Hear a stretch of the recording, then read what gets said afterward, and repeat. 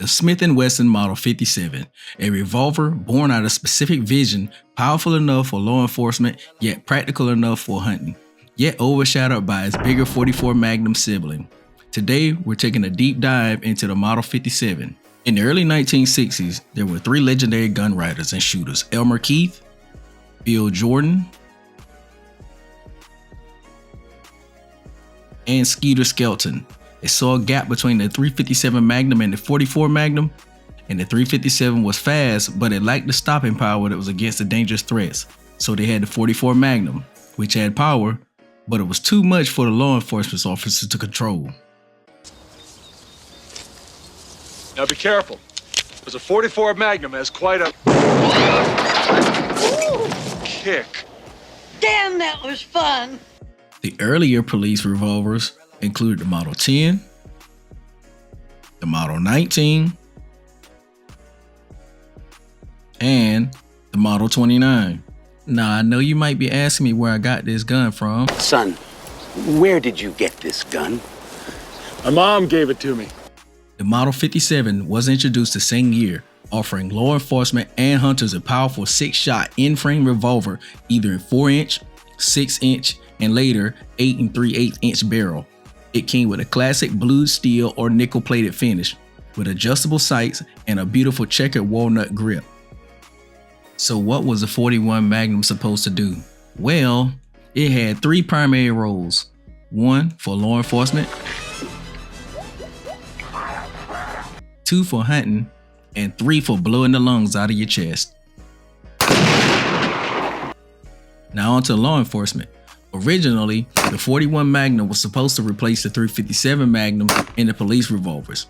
A special police load of 210 grain, which was a lead-cast bullet, approximately flying at 1150 feet per second, was meant for duty use, while the full power load of 1300 feet per second was meant for hunting.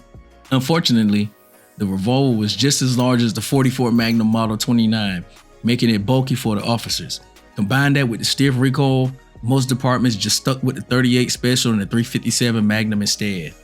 Now where the 41 Magnum truly found its place was in hunting and backwoods defense. With the full power loads, it could take down deer, hogs, and even black bear. It punches hard, but is slightly less recoil than the 44 Magnum, making it a great alternative for those who found the 44 Magnum just a wee bit too much. Now the 41 Magnum ballistics are impressive. Typically, the 210 grain bullet traveling over 1300 feet per second deliver plenty of power and energy while maintaining better accuracy and distance than some of the heavier 44 Magnum loads. Now this brings us to the big question: how does the 41 Magnum stack up against the 44 Magnum? The 44 Magnum is bigger and it hits harder, but the bullets typically weighing around 240 to 300 grains are pushing over 1400 feet in the full power loads. It's a powerhouse, but it has heavier recoil. The 41 Magnum is more balanced for the shooters to have a flatter, more shooting trajectory. The recoil is slightly less. It maintains a deeper hunting penetration, and hunting medium-sized game or backcountry carry, it is very capable. However, ammo availability is a major issue. The 44 Magnum is everywhere, while the 41 Magnum is harder to find and it is more expensive. If you're looking for pure power, go with the 44 Magnum. But if you want something that shoots flatter, kicks a little less, and still hits hard, the 41 Magnum is a fantastic choice. I mean, guys, just look at this thing. It is beautiful. It has the weight to tame down the recoil. It is ergonomic for its time. It is a very reliable cartridge.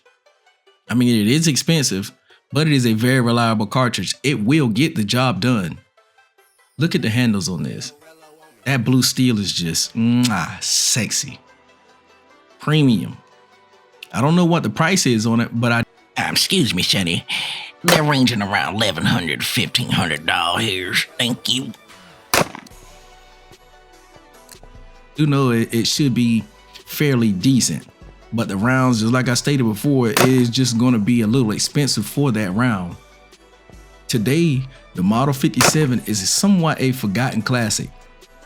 It never gained mainstream appeal, just like the 44 Magnum or even the 357 Magnum. But those who own this gun, they appreciate it for its balance of power and for its precision. Smith & Wesson still produces limited runs of the Model 57.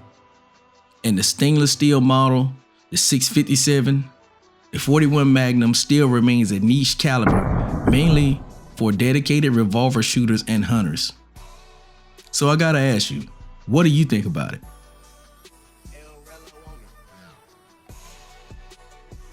Is it forgotten, or is it forever destined to be the in-between Magnum? Let me know your comments. All from Double Action. And if you enjoyed this deep dive, hit that like button and subscribe for more. Now I'm gonna let this ride out with a little bit of accuracy test and a little bit of recoil. I hope you guys enjoyed this. But if you like this kind of content, hit that like, share, and subscribe. That let me know that you like this kind of style of editing and on range and off range. I would most appreciate it. See y'all fellas in the next one.